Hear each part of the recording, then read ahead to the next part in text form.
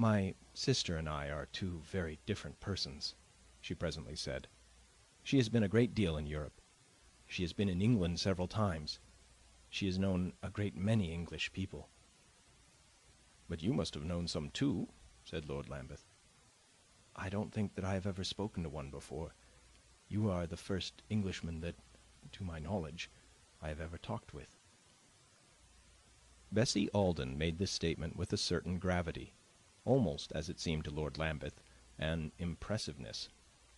Attempts at impressiveness always made him feel awkward, and he now began to laugh and swing his stick. "Ah, you would have been sure to know," he said. And then he added, after an instant, "I'm sorry I'm not a better specimen." The young girl looked away, but she smiled, laying aside her impressiveness. "You must remember that you are only a beginning," she said. Then she retraced her steps, leading the way back to the lawn, where they saw Mrs. Westgate coming toward them with Percy Beaumont still at her side. "Perhaps I shall go to England next year," Miss Alden continued. "I want to, immensely. My sister is going to Europe, and she has asked me to go with her. If we go, I shall make her stay as long as possible in London." "Ah, you must come in July," said Lord Lambeth. "That's the time when there is the most going on." "I don't think I can wait till July," the young girl rejoined. "By the 1st of May I shall be very impatient." They had gone further, and Mrs. Westgate and her companion were near them. "Kitty," said Miss Alden, "I have given out that we are going to London next May, so please to conduct yourself accordingly." Percy Beaumont wore a somewhat animated, even a slightly irritated air. He was by no means so handsome a man as his cousin, although in his cousin's absence he might have passed for a striking specimen of the tall, muscular, fair-bearded, clear-eyed Englishman. Just now Beaumont's clear eyes, which were small and of a pale grey color, had a rather troubled light, and after glancing at Bessie Alden while she spoke, he rested them upon his kinsman.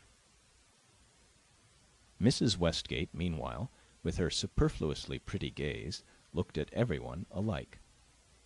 "You had better wait till the time comes," she said to her sister. "Perhaps next May you won't care so much about London. Mr. Beaumont and I," she went on, smiling at her companion, "have had a tremendous discussion. We don't agree upon anything. It's perfectly delightful." "Oh, I say, Percy!" exclaimed Lord Lambeth. "I disagree," said Beaumont, stroking down his back hair, "even to the point of not thinking it delightful." "Oh, I say!" cried Lord Lambeth again. "I don't see anything delightful in my disagreeing with Mrs. Westgate," said Percy Beaumont. "Well, I do," Mrs. Westgate declared, and she turned to her sister. "You know you have to go to town. The phaeton is there. You had better take Lord Lambeth." At this point, Percy Beaumont certainly looked straight at his kinsman. He tried to catch his eye, but Lord Lambeth would not look at him. His own eyes were better occupied. "I shall be very happy," cried Bessie Alden. "I am only going to some shops, but I will drive you about and show you the place." "An American woman who respects herself," said Mrs. Westgate, turning to Beaumont with her bright expository air, "must buy something every day of her life. If she cannot do it herself, she must send out some member of her family for the purpose.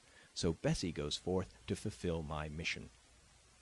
The young girl had walked away, with Lord Lambeth by her side, to whom she was talking still, and Percy Beaumont watched them as they passed toward the house.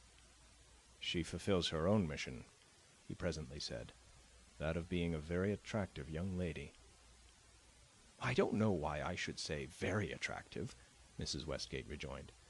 "She is not so much that as she is charming when you really know her. She's very shy." "Oh, indeed," said Percy Beaumont. "Extremely shy," Mrs. Westgate repeated. "But she is a dear good girl. She is a charming species of girl. She is not in the least a flirt. That isn't at all her line. She doesn't know the alphabet of that sort of thing. She is very simple, very serious. She has lived a great deal in Boston, with another sister of mine, the eldest of us, who married a Bostonian. She is very cultivated, not at all like me. I am not in the least cultivated. She has studied immensely and read everything. She is what they call in Boston thoughtful." "A rum sort of girl for Lambeth to get hold of," his lordship's kinsman privately reflected. "I really believe," Mrs. Westgate continued, "that the most charming girl in the world is a Boston superstructure upon a New York Fawns, or perhaps a New York superstructure upon a Boston Fawns. At any rate, it's the mixture," said Mrs. Westgate, who continued to give Percy Beaumont a great deal of information. Lord Lambeth got into a little basket phaeton with Bessie Alden, and she drove him down the long avenue, whose extent he had measured on foot a couple of hours before, into the ancient town, as it was called in that part of the world, of Newport. The ancient town was a curious affair, a collection of fresh-looking little wooden houses, painted white, scattered over a hillside and clustered about a long straight street paved with enormous cobblestones. There were plenty of shops, a large proportion of which appeared to be those of fruit vendors, with piles of huge watermelons and pumpkins stacked in front of them. And, drawn up before the shops or bumping about on the cobblestones, were innumerable other basket phaetons, freighted with ladies of high fashion, who greeted each other from vehicle to vehicle and conversed on the edge of the pavement in a manner that struck Lord Lambeth as demonstrative, with a great many "Oh, my dears!" and little quick exclamations and caresses. His companion went into 17 shops. He amused himself with counting them, and accumulated at the bottom of the phaeton a pile of bundles that hardly left the young Englishman a place for his feet.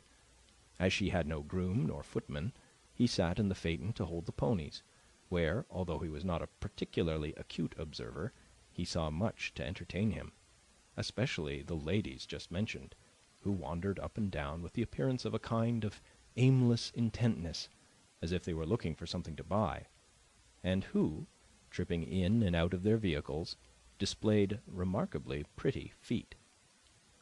It all seemed to Lord Lambeth very odd, and bright and gay. Of course, before they got back to the villa, he had had a great deal of desultory conversation with Bessie Alden. End of LibriVox section 2.